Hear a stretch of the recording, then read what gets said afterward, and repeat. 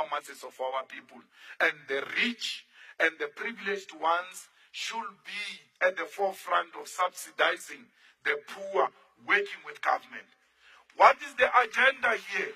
You want water, they want water. You can afford to pay for water, they cannot afford to pay water. And we're saying, let them get water for free.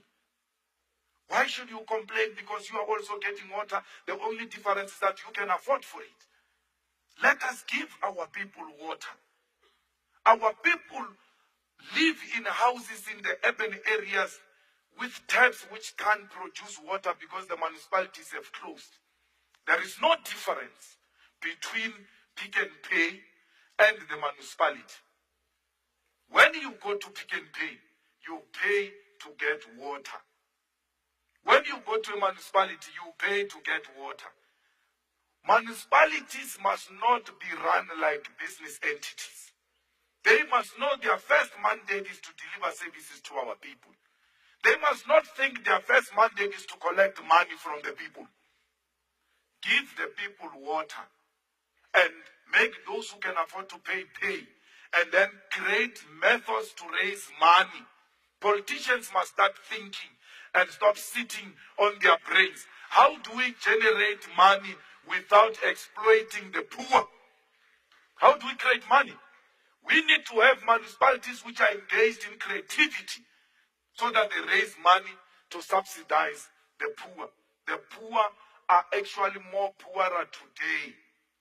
Why do we have a situation where people don't have flushing toilets? These houses that Julius Malema is talking about, they've given people RDP houses. After 1994, you give people RDP houses without a flushing toilet. And then you want to say you are bringing dignity of people back without a flushing toilet. There's no dignity without a flushing toilet. You can't claim to have dignity without a flushing toilet. There is no dignity which has been restored through giving people houses which are not in good condition first, but secondly, those houses do not have flushing toilets. If you go even in the most rural areas, you find a farm. In that farm, there is a farmhouse of a white man. That white man is not helping himself in a pit toilet. He's got a flushing toilet. Next to that farm, there is a village. That village, the whole village, they use pit toilets. Why is the ANC not going into the white man's farm to see how the white man is flushing? And take the same method of the white man and give to black communities next to that farm. I'm just saying because they are lazy thinkers. Maybe if they go to a white man's farm, they will see it practically and start doing it. They can't think of how do we give our people flushing toilets. I had a farm myself which was taken away from me by the ANC and given to a white man again. Now, next to that farm, there was a village without flushing toilets, but that farm had a flushing toilet. There was electricity, that's the most painful thing. Electricity in all these farms. And as you follow the poles, which are providing electricity in the white farms, they pass the village without electricity. Where is the explanation for that?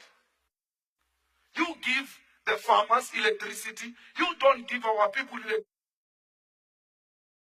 Yet the poles are passing there. And I support this thing of illegal connection of electricity because those